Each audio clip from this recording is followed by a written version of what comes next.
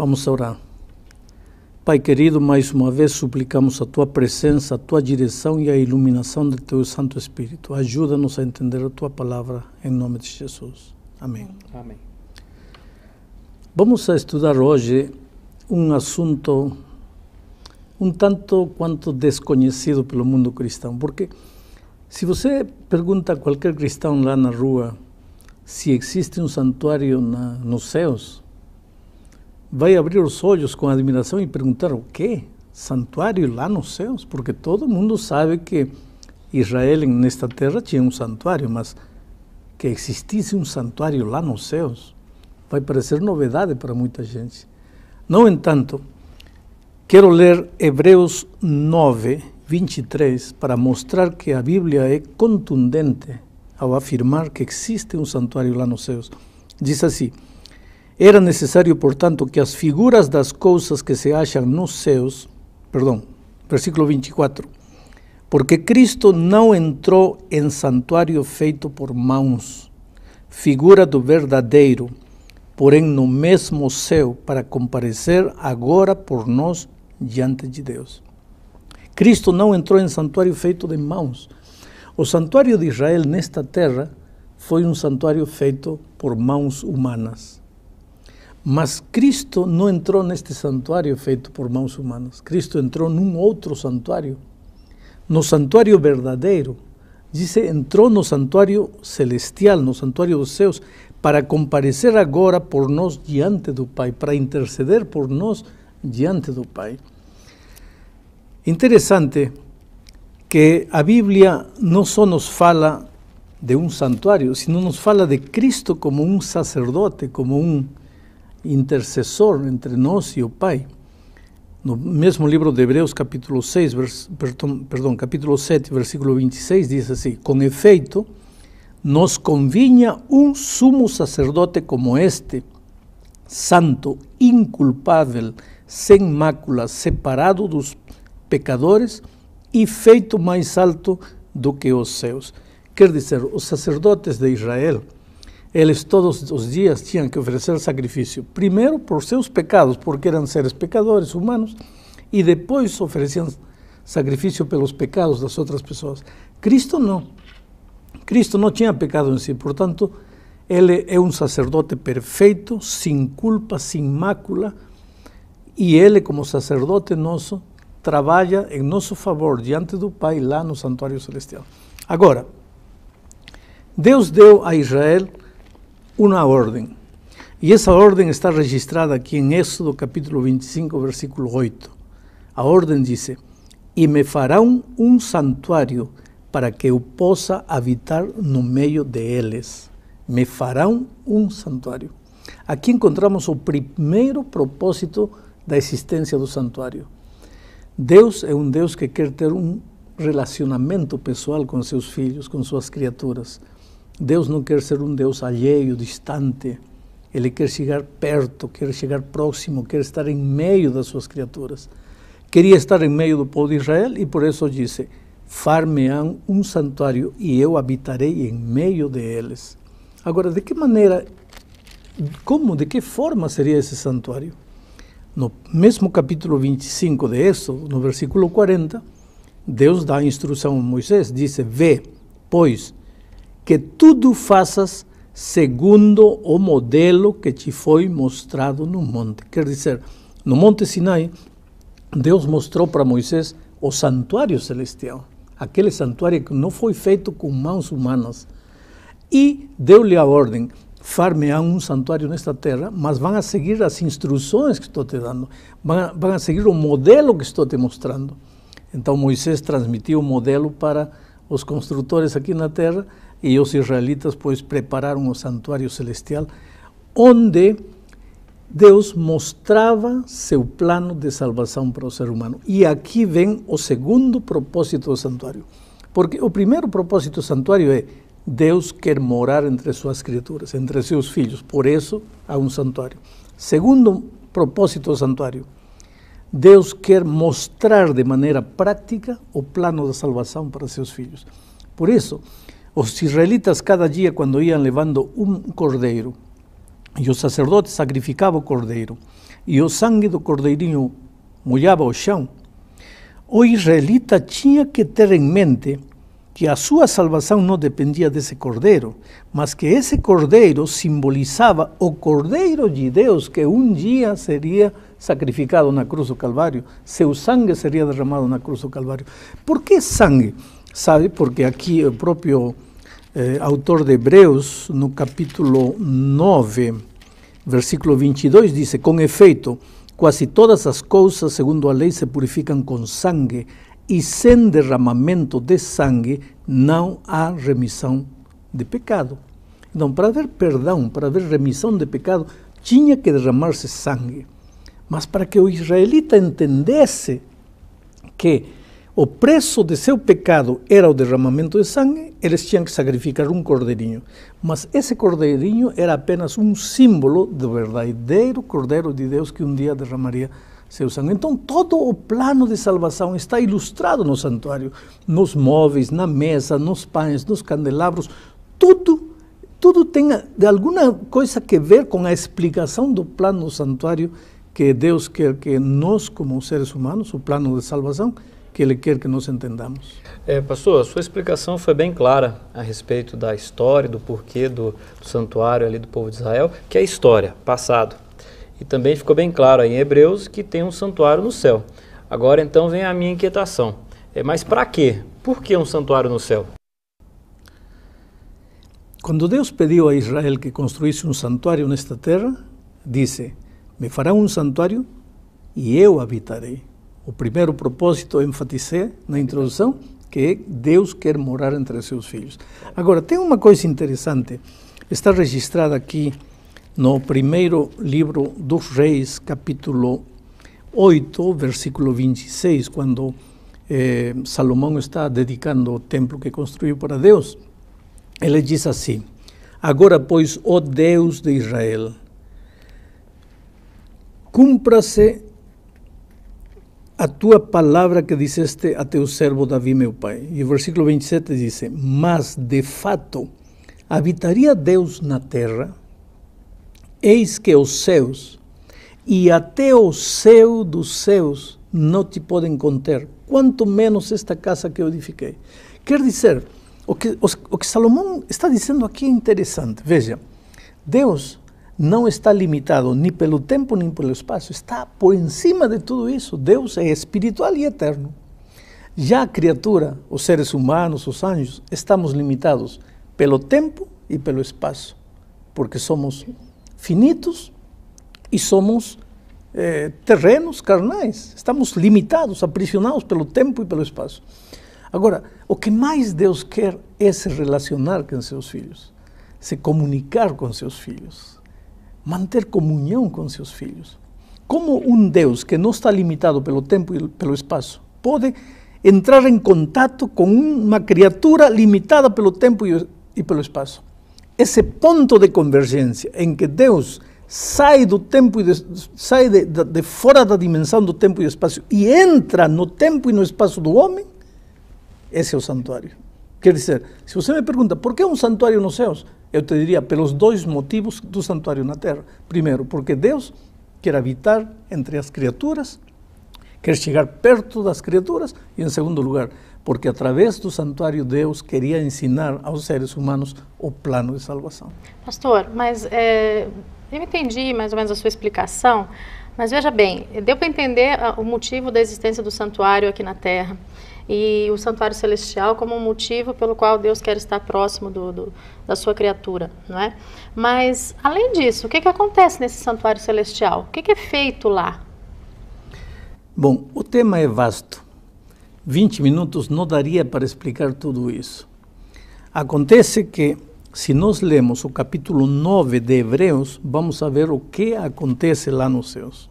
Vejam, por exemplo, eu leio aqui o versículo 11 e 12, diz assim: quando, porém, veio Cristo como sumo sacerdote dos bens já realizados mediante o maior e mais perfeito tabernáculo, não feito de mãos, quer dizer, não desta criação, está falando de Cristo como sacerdote lá no santuário celestial, não por meio de sangue de bodes e de becerros, mas pelo seu próprio sangue, entrou no Santo dos Santos uma vez por todas, tendo obtido eterna redenção.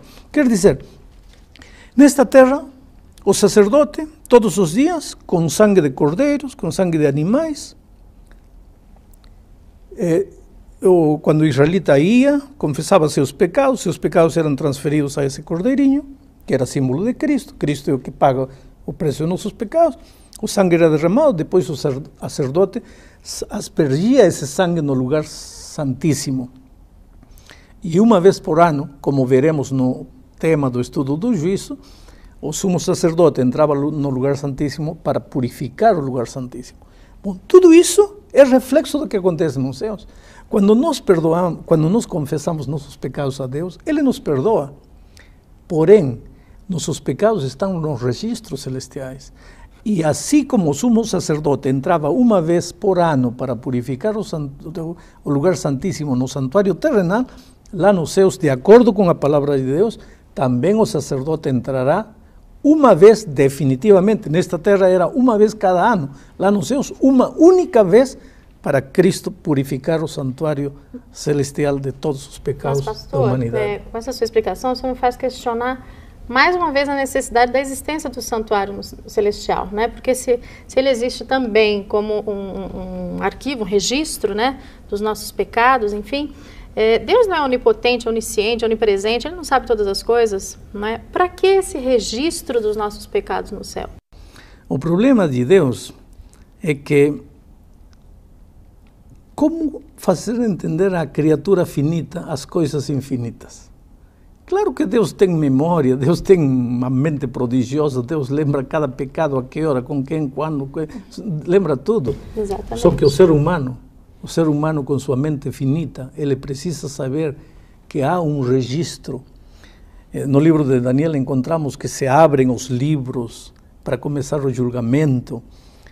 Quando você pensa em livros, aí imediatamente pensa, há um registro. O que Deus quer é que você saiba que seus pecados não foram esquecidos, foram perdoados, mas o registro de seus pecados existem. É isso. Não que Deus precise de livros, de papel, ou de couro, ou de madeira para anotar, porque vai esquecer. Não. Deus está querendo explicar, está querendo adaptar sua sabedoria humana, sua sabedoria divina, seus conceitos divinos, à compreensão frágil, pequena do ser humano. Pastor, vamos ver se eu estou entendendo. Quando o senhor fala em purificar, significa então que está sujo. Tem uma palavra. O que é que suja o santuário? O que suja a vida? O pecado. O pecado. Por que o lugar santíssimo no santuário celestial está sujo? Porque os pecados do ser humano foram transferidos para aí. No momento em que você confessa seu pecado, você está perdoado. Mas o teu pecado está registrado nos céus. E quando Cristo vai aos céus, e Ele agora é teu advogado, teu intercessor, Ele intercede por você diante do Pai e diz assim: Pai, o mar pecou, o mar fez isto, o mar fez aquilo, está registrado aqui, está tudo escrito. Ele merece morrer, mas Ele crê em mim. E porque Ele crê em mim agora, tudo isto fica perdoado. Porque eu morri por Ele e Ele aceitou meu sacrifício. Tá bom, mas a Bíblia não fala alguma coisa na relação de, eu peço perdão dos meus pecados são jogados no fundo do mar, como se fosse assim, esqueceu, acabou, e de repente meu pecado está lá no céu. Então, não parece contraditório essa... Não, porque a tua missão termina aqui na terra, a missão de Cristo está lá nos céus. A tua missão aqui, teu trabalho é reconhecer que você é um pecador, arrepender-se e pedir perdão. Agora, deixa o trabalho de Deus lá no céu. Por que você vai querer fazer o trabalho de Deus lá? Você não pode interceder por você lá. Quem tem que interceder por você lá é Cristo. Você aqui tem que reconhecer, tem que pedir perdão e ter a certeza de que Cristo te perdoou porque morreu na cruz.